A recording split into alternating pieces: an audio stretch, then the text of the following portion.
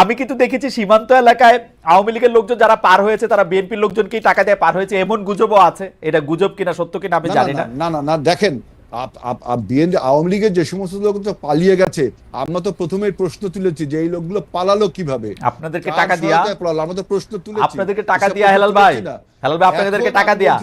আপনি খুলনা অঞ্চলে এত জনপ্রিয় নেতা, আপনি জিজ্ঞেস করে দেখেন সাতক্ষীরা যশোরে কি হয়েছে। হেলাল ভাই আপনি প্লিজ জিজ্ঞেস করে দেখেন, আমি আসতেছি আপনার কাছে। আপনি এখনই জিজ্ঞেস করেন সাতক্ষীরা যশোর দিয়ে যারা পালাইছে তারা বিএনপির লোকজনের টাকা দিছে কিনা, আপনি জিজ্ঞেস করে দেখেন স্থানীয় বিএনপির লোকজন। তাহলে সরকার সেটা ইনিশিয়েটিভ নিচ্ছে না। আর সরকার তো অত বড় না বিএনপির মতো, বিএনপি তো সরকারের চেয়ে বড়। তাহলে সরকার কি চাচ্ছে?